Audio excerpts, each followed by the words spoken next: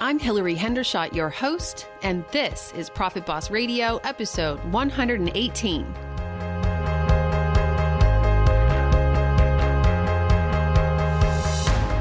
Profit Boss Radio is your weekly wealth mastermind. Profit Boss is also a community and a movement for women who are ready to take control of their money, break the glass ceiling, and give ourselves permission to finally have enough. Want the secrets of wealth to be yours? This is the place. I'm Hillary Hendershot. I'm a certified financial planner running a leading advisory firm for women, and I'm sharing with you real stories from real life and real women who are making it happen. Forget Wall Street. Let's do this, ladies.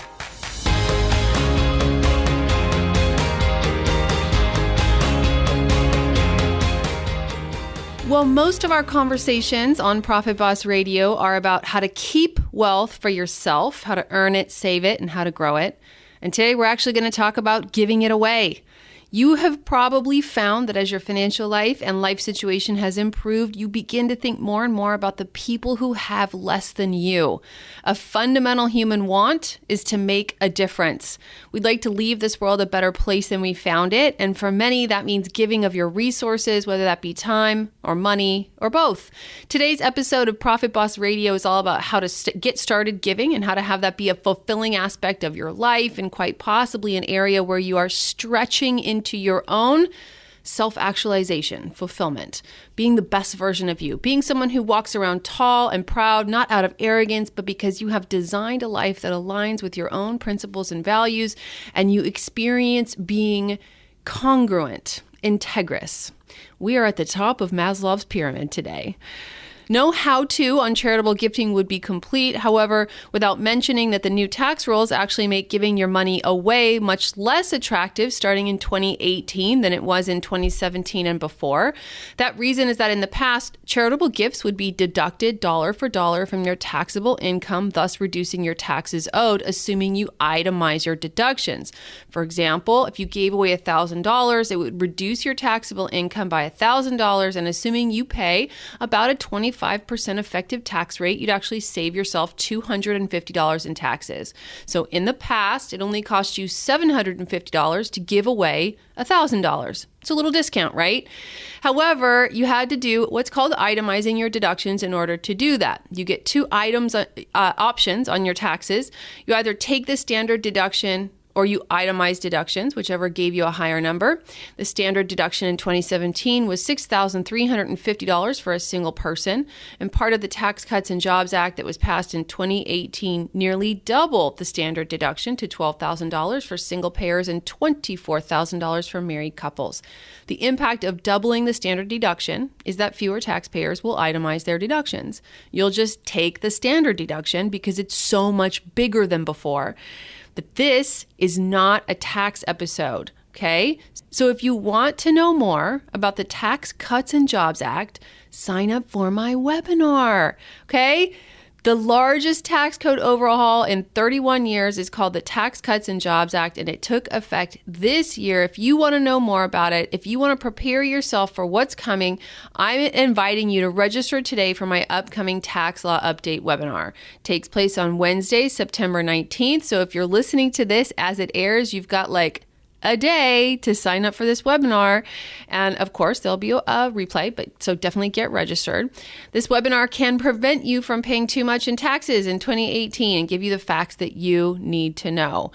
You want to know how to minimize the amount of money you have to pay in taxes. You want to know how the new tax law affects you, and you want to avoid being blindsided by a huge tax bill next season. So register now by going to hillaryhendershot.com/tax webinar. That's hillaryhendershot.com/tax webinar. Start making informed, tax-efficient choices with your money by registering today. So you might not be able to give to charities and get a discount. So now if you're going to give, you're giving from the bottom of your heart. You're doing it for emotional reasons. Do I give? Yes, I do. Even back when I was digging myself out of debt, I was learning about money operating systems and thinking about this concept of abundance. And I realized, well, The reason I'm not giving money now is because I say I don't have enough. Well, what makes me not have enough is that I say I don't have enough. So now I'm going to say I do have enough. And I budgeted a small amount every month. I think it was like $100 or $150 to give away. I've talked about that on this show before. And now those numbers have gotten much bigger. I also volunteer an extreme amount of my time. My husband and I both coach a global leadership program that we're very proud of through Landmark Worldwide. And that's something I give, between 5 and sometimes up to 20 hours a week to do because I love the outcomes. And by the way, you have 2 things in your life that you can give away. One is time and the other is money. You can't give anything other than those 2 things. Even if you're giving your services, that's your time. If you're making stuff, that's your time and your money, right? You got to choose. And so this episode is about giving money, and I give money and I give time. So I hope you find yourself motivated to give one of those. Here's the outline for today's episode. First, I have a business coach gone promoter of charitable giving. CJ McClanahan is coming up. I'm going to read his bio in a minute. And then after CJ, he's going to talk about the foundation that he created. And we're going to talk about what is a foundation. And he's going to talk about why you should give and why giving makes type A people happy and why that's the only way he's found to really experience fulfillment or reliably experience fulfillment. And he'll talk a little bit about how to get started. Then I'm going to interview a lovely woman named Naomi. I've had the pleasure of doing business with Naomi for a handful of years now. She's a very, very special lady, and I'm kind of holding her out as maybe the golden example of someone whose life is about making a difference. She gives money and time and truly her heart to a few charitable organizations, and we'll talk about how she got started, and then she'll talk about what she thinks you should do and practices you could consider bringing into your own life that will maximize your efforts in charitable giving.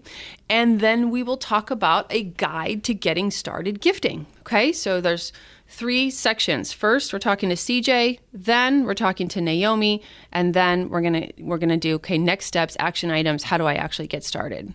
So let me introduce to you CJ McClanahan. CJ is an author, speaker, and executive coach, which he's been doing successfully for more than 14 years. He began his consulting career as a licensed business coach with Action Coach, and he was soon recognized as one of the top coaches in the U.S. He was named Rookie of the Year, Coach of the Year, and then Action Man of the Year. That's a kind of cool award. I'll tell you, I did like some of the ways I heard CJ talking about business, and I thought, well, hey, if I was looking for a business coach, I might consider CJ. So if you want to consider CJ as a business coach, go to cjmcclanahan.com. But over a few years after starting his coaching firm, CJ noticed that no matter how much success his clients achieved, very few seemed to truly enjoy the journey. It didn't matter if they doubled their income or became the CEO. It just never seemed to be enough. And his book, The Overachiever's Dilemma, I think I need to read that, The Overachiever's Dilemma, helps type A professionals learn how to find more joy and satisfaction in all their hard work. To check out CJ's foundation, go to tworule.org. That's TWORU. That's TWORULE.org. And we'll link to that in the show notes at hillaryhendershot.com/118. And now here's CJ.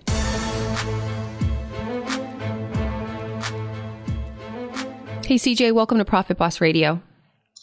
Thank you so much for having me. I really appreciate it. So, CJ, where did your interest in charitable gifting come from? So I've been coaching and training folks for 15 years. And about 5 years after I was coaching professionals and they were having a lot of success financially, I recognized that very few of their successes would lead to satisfaction or contentment in their lives. And I was under the impression if I help you make a lot more money, your quality of life and your satisfaction is going to go through the roof. And it never is a strong term, Hillary, but it rarely seemed to be the case. And so it's kind of disheartening, isn't it? Oh, it broke my heart. I literally am thinking, how am I keep charging these people all this money? And I decided there's got to be a better way. So I literally went out. I started with a psychologist friend of mine, and I said, what am I doing wrong? And I began to do research, and the research was pretty clear that giving was a more effective way to increase your quality of life and making time for others. It wasn't just this thing to do so you could pat yourself on the back and save the world. There was a really selfish motivation to teach my successful professionals to give, and that was to improve their quality of life. So I became a little bit obsessed with this concept of giving. So you got interested in charitable gifting as a part of a larger strategy to make sure that your clients actually became happy people. Isn't that interesting? That's exactly right. Yeah. So this isn't about income tax savings. Not even a little bit. I'm sorry. I apologize. I was being paid, right? I mean, I'm being paid to improve quality of life.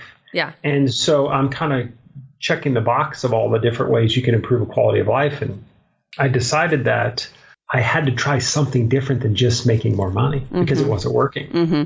So give me, and I'm putting you on the spot a teeny bit, but can you tell me just a few snippets, case studies? Give me an example of maybe it's you, maybe it's a client who took on a benevolent strategy, whether that be making time for others or giving money to others or some other gifting strategy, and give us a sense of how that improved quality of life.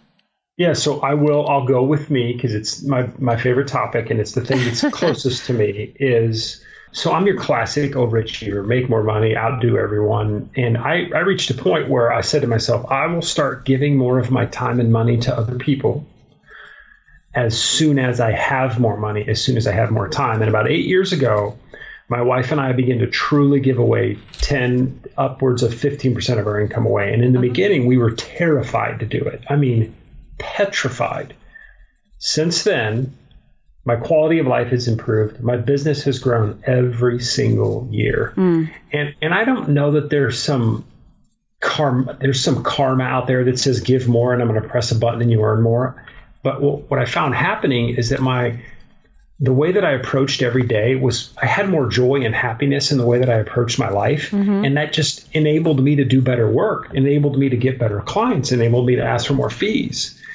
And there was this direct correlation, but to be perfectly honest, it was impossible for me to believe that it was true until I did it. And so what are the ways so you're giving financially? And time. We give both. Okay. And you also have a foundation. We do. We have a foundation called the 2 Rule Foundation, and it's based on 2 rules, which are live gratefully, give generously. Live gratefully, give generously. That's very great. I would say we actually did a bunch of research around concepts and ideas. And what I found were if you live by those 2 rules, everything else, if you're a complete moron, this probably doesn't work. But if you live by those 2 rules and you have the ability to earn an income, everything else in life takes care of itself. It's crazy to believe that, but it really does. I know. It's like one of those things in business. It's hard to believe. Like hiring people is so scary for business owners, because they got to agree to pay that wage. But somehow magically hiring people always seems to make you more money. Interesting how that works, no doubt. Yeah, exactly. So I believe your philosophy is true. So then tell people, what does it actually mean that you own a foundation? What the heck is that? How did you build it? What does it mean financially? Describe that. Okay, so this will be a mildly interesting story. You can always edit it out if it's unbelievably not funny or interesting at all. So I went to, so I'd had success. My clients were making money. I'm becoming a big shot in the marketplace. And I went to one of the nonprofit leaders here in Indianapolis, Indiana. And I said to him, I wanted to start a foundation. And his exact words to me were, CJ, the last thing the world needs is another guy like you to start a foundation. And I'm like, what do you mean? And he said, listen, there's too many foundations out there. Very few of them are actually making a difference in the communities they're trying to serve. It's not the greatest idea. And I said, but I'm a committed guy. What should I do? And his words were, you should figure out a way to convince wealthy, talented people to give more of their time and money away to organizations that are making a difference. And so that's what we did. We started a foundation that did that. And then we just went through the 501c3 process and, filed all the paperwork and got it up and running and started raising money. And the next thing you know, we've got this thing up and running. And we're out there doing the very best we can to really just inspire people to think differently about giving. And so the foundation is actually, it's a document that your CPA filed with the IRS, right? Yes, ma'am. Mm-hmm. And what it does is it creates an account that people can contribute money to. You don't have 501c3 status, right? No, we do. You do? We do have 501c. Yes, ma'am. Okay. Mm-hmm. So then if I write a check to your foundation, it's technically tax deductible. Correct. Okay, great. And then you take that money that your 10 or 20 or 30 friends put in your foundation account, which is just an account at a brokerage, right? Just a regular account. Correct. And you decide how to dole that money out to the charities that you love. Exactly right. Okay. Exactly right. Yes, ma'am. Perfect. So That's exactly what we're doing. So it's a lot like a donor advised fund if you're taking the recommendations of your friends and colleagues who contribute money. Do you, by the way, do you let them tell you where to give? We do not, no, but we do tell them where we're going to be giving the money. Mm-hmm. What we're trying to do is and I think this is a lot of what you do with your clients, I'm certain, is we're trying to educate people on how to select where you're going to give the money away Okay, to. that's a perfect segue. That's my next question. How do I tell them where to give? Well, yeah. So today, what's happened in the marketplace is we're drowning in donor asks, and the internet has exacerbated this problem because every day 72 people on Facebook ask you to give money somewhere, or you go to a black tie event. And what's happening in the marketplace is, and I could tell you a million client stories, is we're all giving a teeny bit of money to 77 different places. And what that doesn't do is it doesn't really connect you to the mission of the organization. And so at some point you only give a certain amount. And what we recommend is that you really go through a pretty thorough process of vetting the nonprofit you want to give time and money to, and then narrowing the list of nonprofits you're going to select and really targeting 2 or 3 or sometimes even 1 and give them a lot of money. So I had a guy last year who gave away about $25,000 to about 14 different nonprofits. And I said, I want you to write 2 checks for $12,500 each and give it to 2 and stop all this nonsense, because you're going to make a much bigger difference, because you're going to really care about those organizations and you're going to really know what it is they do. And it's not just a black tie event you went to and had too many drinks and ended up buying a dog or something at a blind auction. You really are committed to the organization. So it's a little bit about like relationships. The more you put in, the more you get out.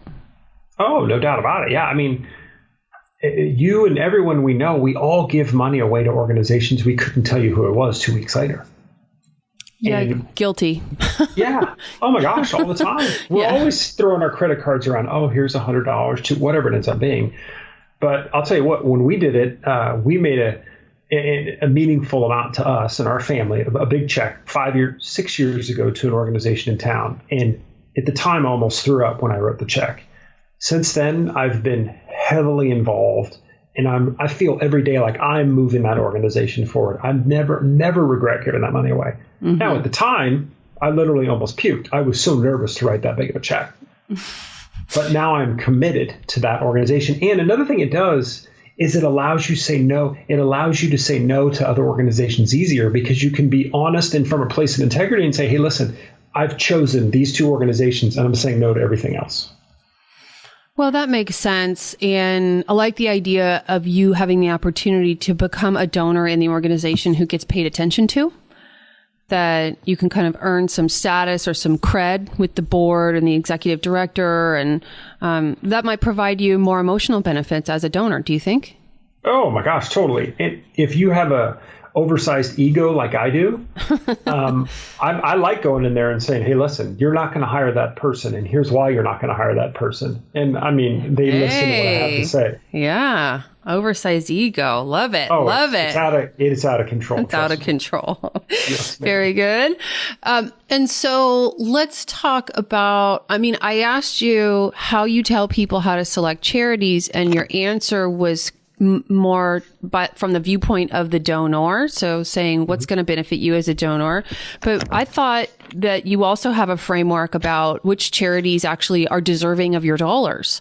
I mean, isn't it true that there are many organizations that use money very inefficiently? I've actually heard a crazy statistic, like there's only 10 charities in the world who are running their programs efficiently. Or, I mean, I think on your website, it says the world would be a better place if there were half the number of 501c3 organizations that there are now. What do you think about all that? Yeah, I think it's true. 10% seems a little, who knows, Does it right? seem harsh? Yeah, it seems harsh. But, there's a lot of great websites out there. There's something called Charity Navigator, which is one of the best that we've seen, that will help you vet these organizations. Because another problem with donors have today is there is this philosophy that why would I just give more money so they can pay another administrative assistant when I really want to give more money so they can make a difference in the organization. And so I think the more thoughtful you are in really vetting an organization, the better you're going to feel about writing the check. We're all a little jaded, right, wrong, or indifferent. Could be politics, could be whatever, but we all think everyone's full of crap. And so the more you dive into an organization, the better you're going to feel that your money is really going to make a difference. And so in your Two Rule Foundation, do you gift to the same organizations year after year? We do. We have in the past, but actually what we've decided to do this year is we're slightly shifting our approach in that we're becoming donor neutral. And right now what we're doing is we are encouraging people to give to organizations that they support. And all we want to do is to kind of become a utility under the hood of organizations to encourage and inspire their donors to give more. Mm-hmm. So we're not even raising and holding and giving away anymore. We raise a little bit of money to cover administrative expenses, but all we're doing right now is we're trying to teach people there's a huge upside to giving. Here's how you can vet organizations. And then we're going to be this kind of inspirational poke you in the eye every few months to remind you, hey, make sure you're giving, make sure you're volunteering if you want to get the most out of it. So there's no profit in that for you at all? No, well, I say there isn't. I say that, so here's my selfish, at the core, I'm a selfish human being. This is really therapy for me, apparently. But I want to feel good. I want to wake up and feel good. And what I found is that I figured out how to make money. And it was interesting, and I liked making money. And I enjoy money. Don't get me wrong. I'm a capitalist at the core. But what I found is that I feel better when I give. So I'm doing this entire thing because it is bringing me a really big sense of accomplishment and satisfaction in my life in teaching others to give their money away. Because I spent so much time helping them make money and it didn't get me the result I would hope I would get for them. So you get paid qualitatively. I like it that way. Yeah. Right? Now, hold on. In case my clients are listening, I still need money, right? So the invoices are still coming. Yeah, I bet. That's right. Okay, so in your opinion, how should someone get started with a gifting strategy? Oh, you know what? Let me back up. What are the organizations that you love? Tell us about some of the charities you have vetted and that you are loyal to. You bet. And I will tell you they are local to my community here. Sure. But although one has a national footprint, it's called College Mentors for Kids. And it's the one that I've become really engaged with over the last 6 years. And the reason is because what they do is they go on college campuses and they get college students to mentor at-risk youth in local communities. Mm-hmm. So, for example, you go to Indiana University and you will go to a school in Bloomington, Indiana, and they will get a bus and they will put a bunch of kids onto a bus, bring them onto the college campus, and then a bunch of volunteers, which are college students, will then mentor these kids over a year-long period. The reason I love it is because it acts as a great vehicle for mentoring young people like big brothers, big sisters. But equally as important, it is teaching and inspiring college students to graduate with a mind for giving back the minute they get out of college. And it's almost like you're getting two bangs for your buck there. So the ROI there is huge. And I just love that because my core, I'm a business person and I love to see great results. And they are really generating some amazing results.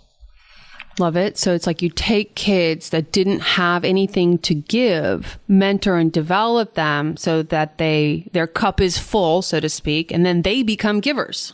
Absolutely. It's really fun to watch. I like it. I promise 20 seconds. I went to a college here in Indiana called Ball State University, and they said CJ, we want you to come down and talk to the students at Ball State at 8 o'clock on a Saturday morning. And I thought, hey, wait a minute. I was in college once. There will be 4 people in that room, maybe. Mm-hmm.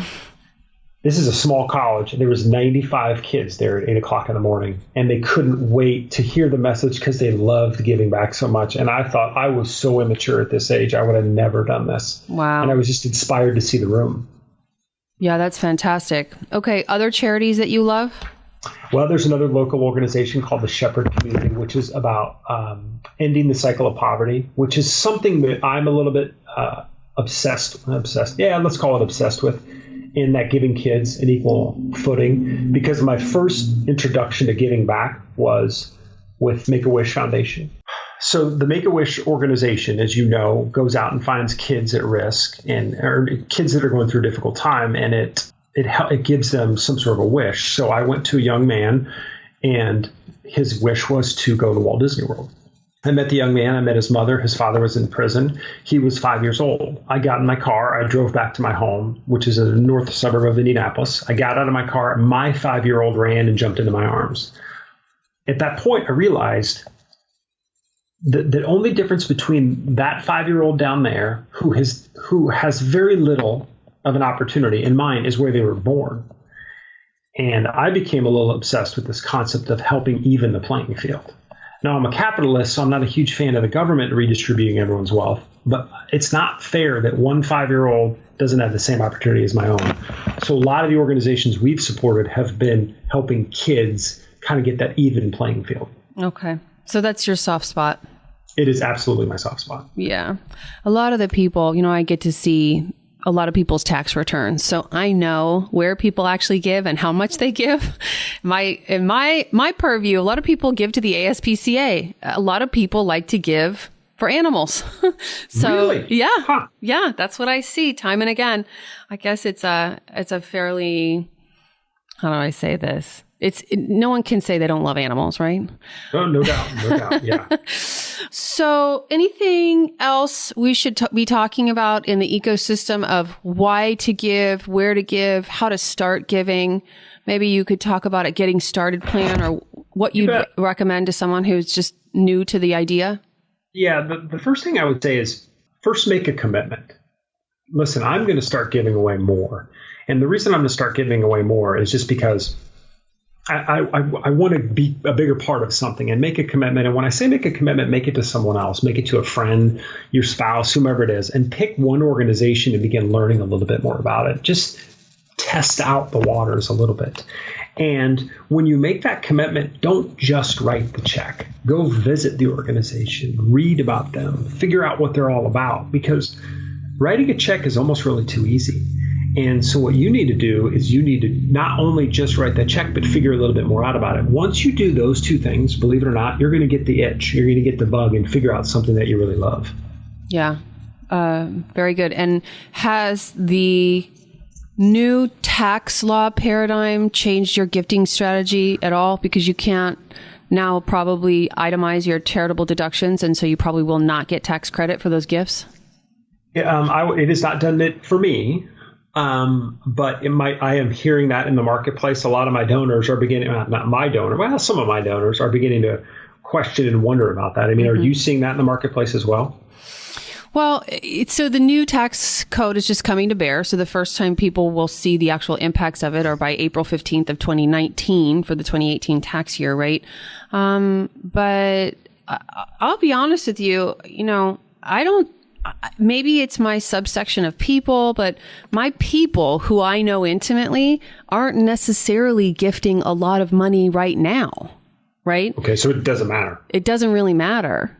And so it seems to me like what these charities need is now to find the people who are committed to it in a big way, no matter what. So maybe they're not so much incented to go after the $100, Kickstarter, as it were, programs, but they want the people who want to give $25,000, $50,000, and so they need to woo those kinds of donors. I don't know. I'm not inside the charities, right. but yeah, as far as what I see, people just aren't gifting that much. Interesting. So my folks, I'm hearing it just around the fringes, not a ton. Yeah. Yeah, very good. Okay, so if people want to find out more about you and your foundation, they should go to tworule.org. That's TWO rule.org. And there's actually kind of an interesting little giveaway here. What's Wrong with Charitable Giving by the Two Rule Foundation that I myself downloaded, and people can check out for more of your philosophy on charitable gifting. Thanks for being with us today. Is there any other places you want to let people know to contact you? Well, you know what? They could always go to my overall website, cjmcclanahan.org. But other than that, Two Rule is a great place to start. I really appreciate it. Perfect. Thanks for your time, CJ. Hey, no problem. Take care.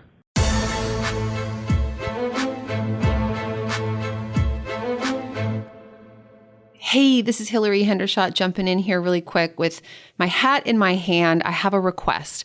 It turns out my blog has been nominated for Best Blog in the Financial Advisor category at the Financial Bloggers Conference.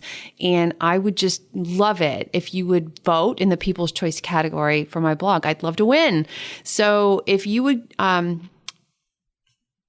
so take just a second now and go to hillaryhendershot.com/Plutus. That's hillaryhendershot.com/Plutus, Plutus.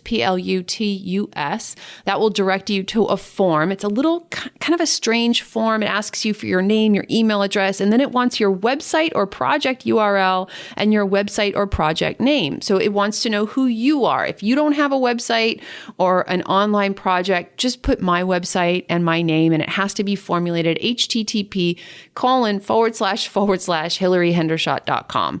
Okay, sorry for all the detailed instructions. Again, hat in hand, making a request. If you'd vote for me, I'd be so honored. Thanks very much. And now back to the show.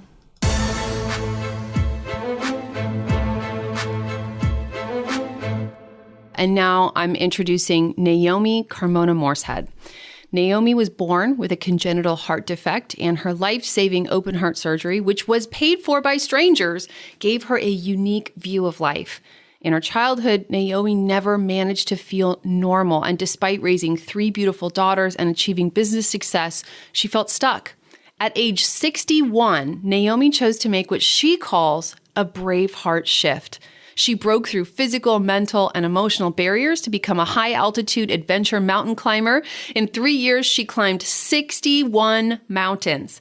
Naomi's message to the world is that if an adult congenital heart patient can climb to the rooftop of Africa, everyone can reach their dreams and also pay it forward to help others.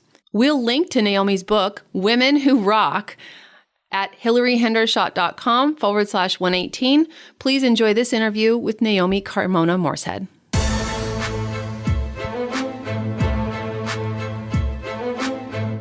Naomi, welcome to Profit Boss Radio. Hi. We have been preparing for this conversation for a while. I'm so excited to talk with you. First of all, let's give listeners an idea of really the commitment, the size of the commitment in your life to gifting. How much time and money do you give to charities and the people that you want to give to on an annual basis? On an annual basis, we give about $30,000. It's not limited to one charity, but sometimes it can be. Giving that large amount could change an entire community. And then sometimes we look for who is needy right in front of our eyes that we might have looked over. And I also know that you give a lot of time. Now, have you ever thought about quantifying how much of your time you give away? I do. I look at what that means to me and how it feels to give time. And I realize that now in my position, I'm able to give money as well. And I love to volunteer. So time-wise, if I go on a medical mission, for example, to Panama, we're talking about 9 days of time, which is extremely valuable.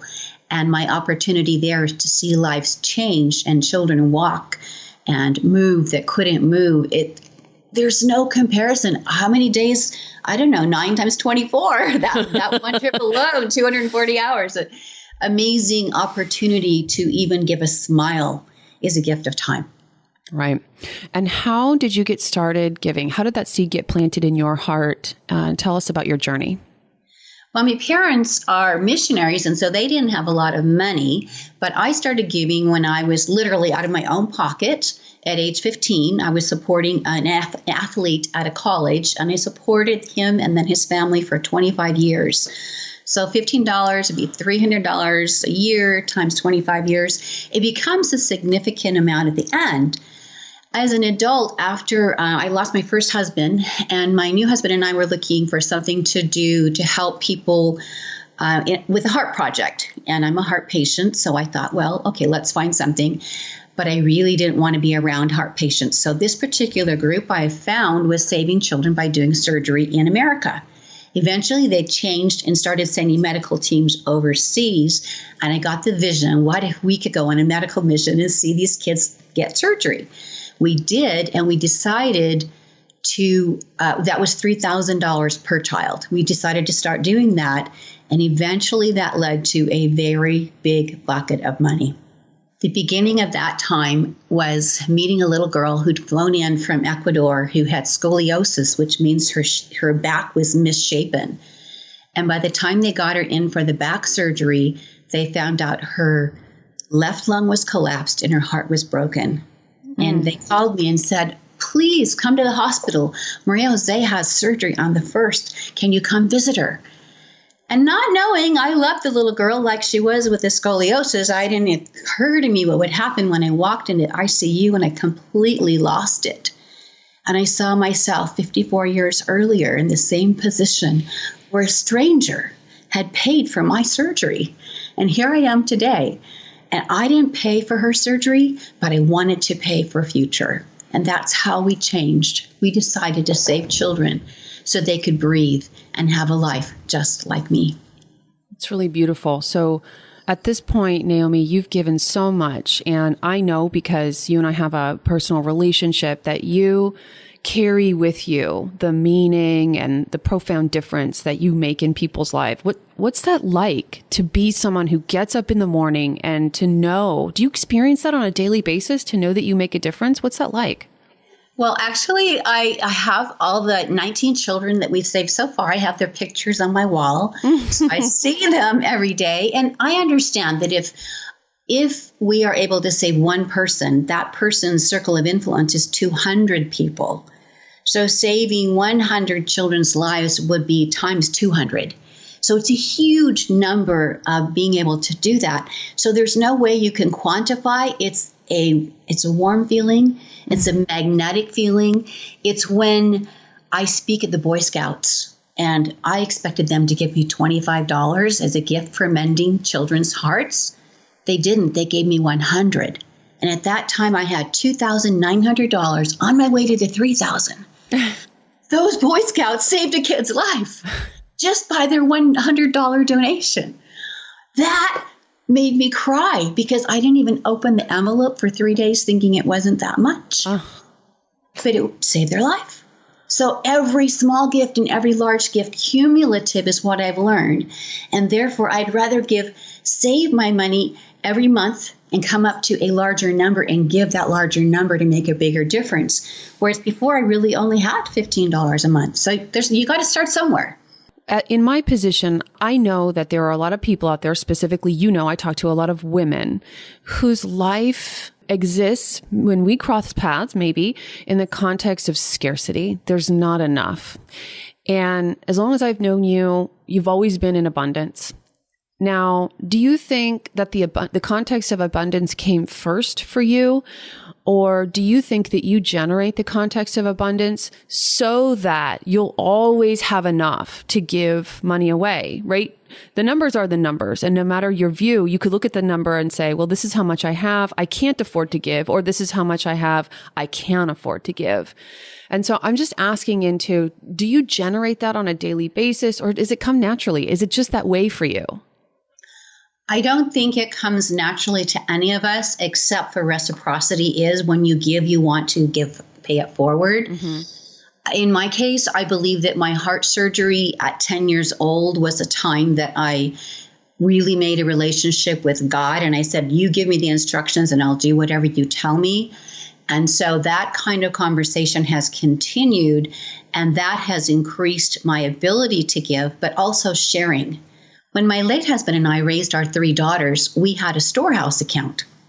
And we would put in that storehouse account $1,000 a month. And that was before we paid all our bills. And that was the amount we determined we were going to give. But we didn't actually give it each month. We gave a portion of that. So by the end of the first quarter of the year, there'd be some left over. Then we'd sit with the kids and say, who do you know that needs help? And we looked locally and we looked globally.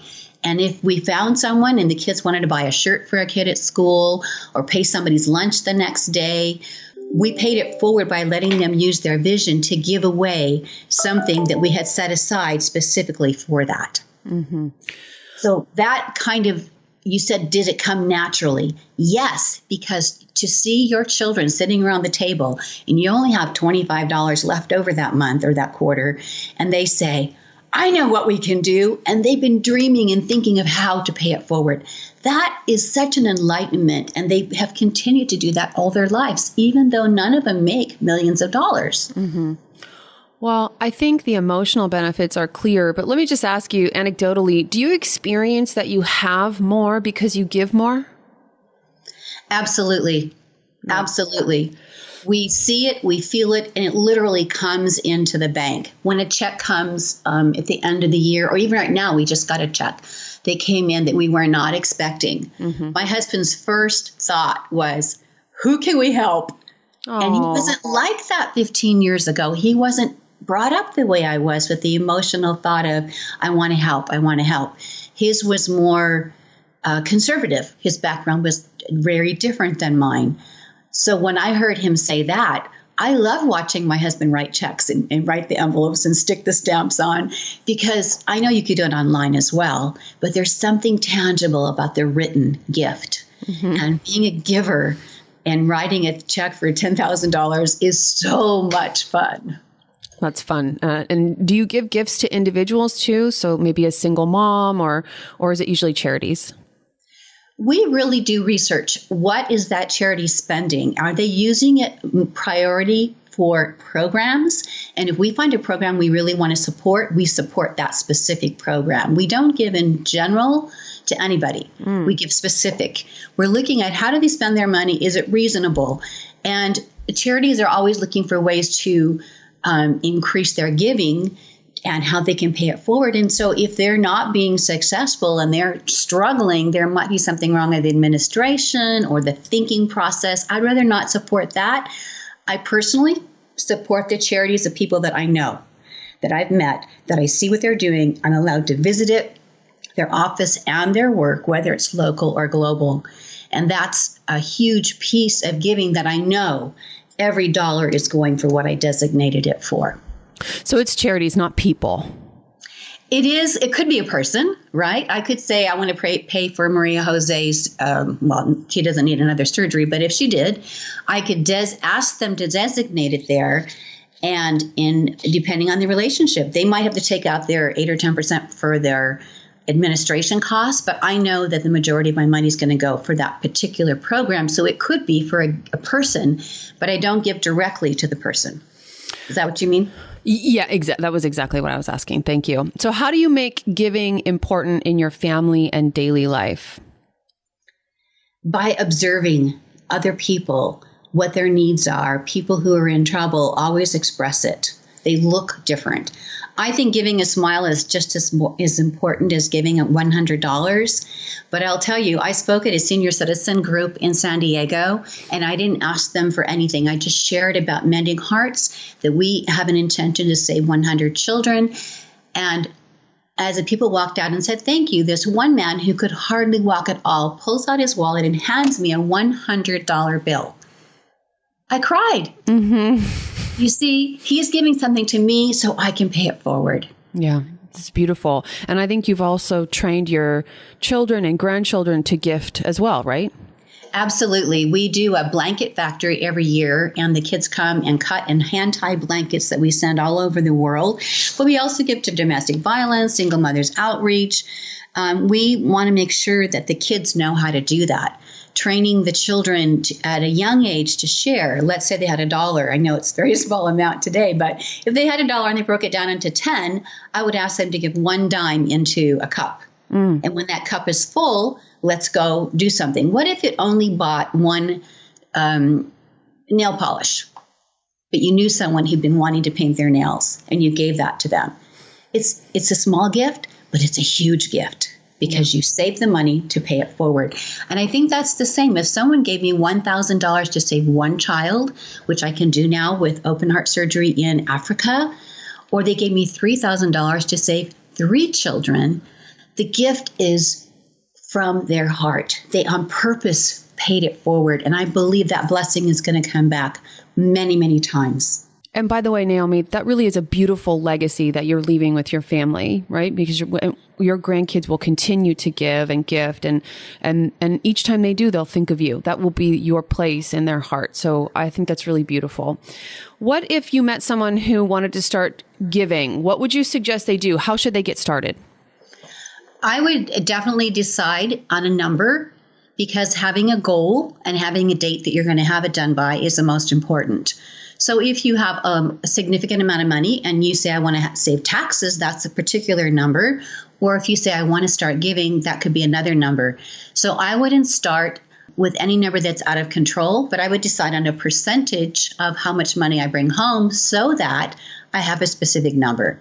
So if I was making, $3,000 a month, a really small number, and I decided to give $300. In other words, my take-home pay was $3,000. I want to give $300. I would pull that $300 out into a savings or somewhere and then start researching who I want to give to. And it could be your next door neighbor, and it could be the local charity that helps children ride horses who can't speak. It could be the local college which has a veteran scholarship program, and your $300 can make a huge difference in someone's life. When you're ready to do that, go meet the charity. Make sure you know who you're giving to. Make sure they know your intentions. Mm-hmm. And they might even give you a suggestion of something that literally would save a person's life with $300, because we can do surgery on ears, eyes, and nose for $25 in South America. So $300 would go a long ways, right? No kidding. So if you researched that and found out how you could best spend that $300, you're investing in your future and changing someone else's life. I believe the reason I do the medical part, even though I was so not wanting to hang out with medical people for a long time after my surgery, I believe that changing a person's ability to breathe is the reason that I save hearts. The breathing itself was such a struggle growing up that I believe that's my calling. But each person's going to touch something, and something's going to have changed their life, and they're going to want to give back to that area. So choose carefully, choose wisely, and don't wait to get started. Thank you, Naomi, for being here today with us on Profit Boss Radio. My pleasure, Hillary.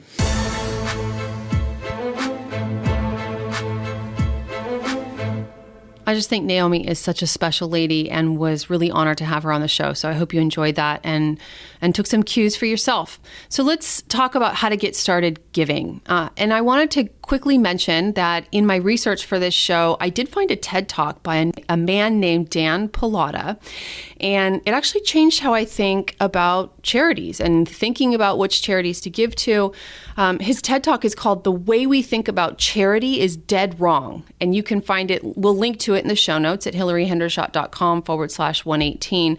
But he essentially says that people, when they go to consider a charity, they want the charity that has the least operational expenses. So they look at charities who don't take risks, who don't try new things, who have a kind of a lean and mean operational model. And he says this is in contrast to everything that we know works essentially in capitalism, competition, research and development, trying things and failing, sort of launch lean model, right? He says that charities can do amazing things when they have enough resources to dedicate to the task at hand. And, I just it rung true what he said. And so I wanted to present that information in this episode and kind of give you food for thought if you'd like to go deeper. Again, you can find Dan's TED Talk on YouTube, but you can also find it in the show notes for today.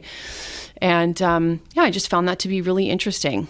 So let's talk about charity. So Charity Navigator is an organization that CJ mentioned in my interview with him. And you can go to charitynavigator.org to find out more about how to analyze and think about which charities are the best ones to give your money to.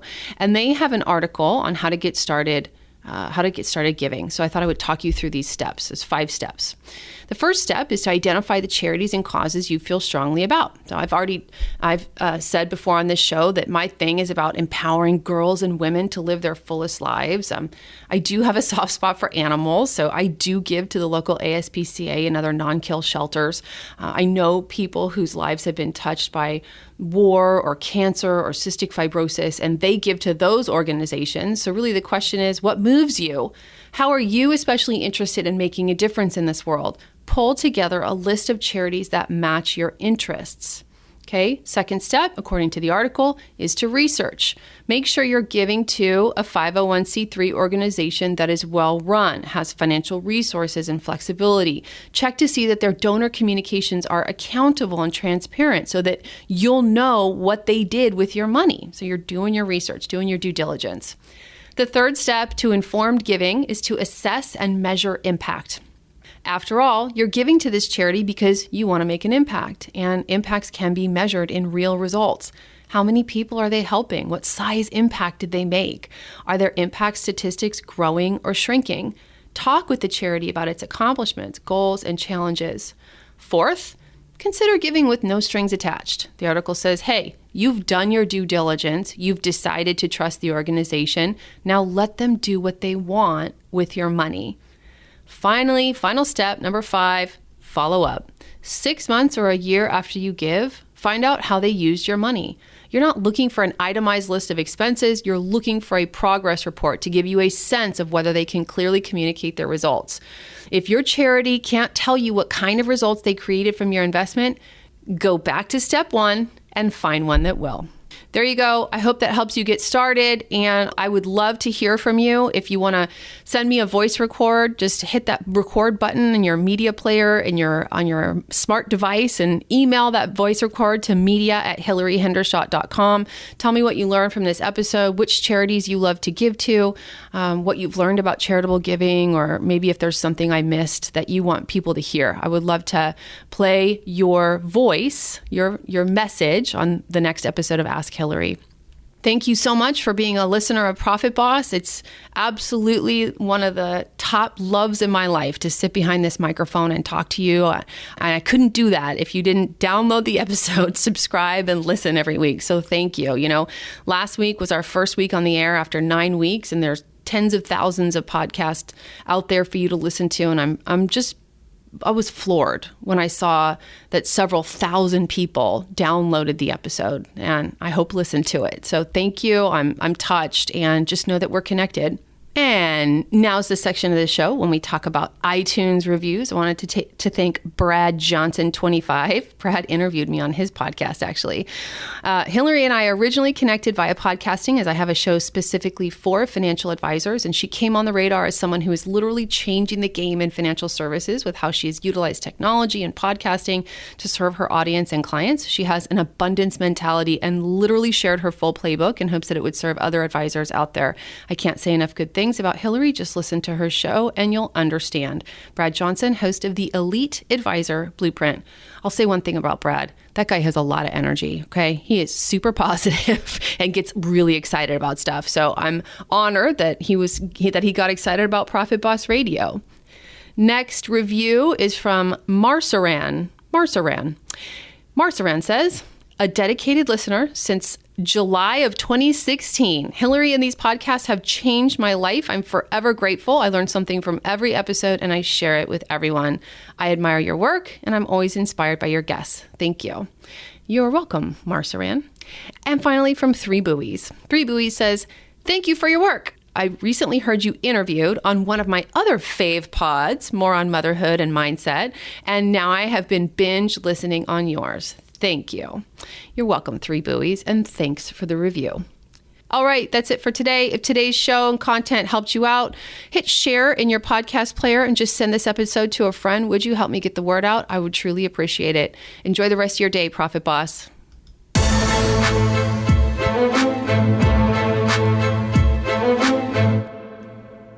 Today's episode of Profit Boss Radio was brought to you by Ignite Investing. If it's time to release all that financial anxiety and make sure you're on the right path to financial success by hiring a comprehensive wealth management team, and you have between $25,000 and $499,000 to invest, go to igniteinvesting.com now and click Get Started today. For today's show notes, visit hillaryhendershot.com. And if you love Profit Boss Radio, please share the show with your friends and, of course, leave us a 5-star review on iTunes. Until next time, I wish you much prosperity.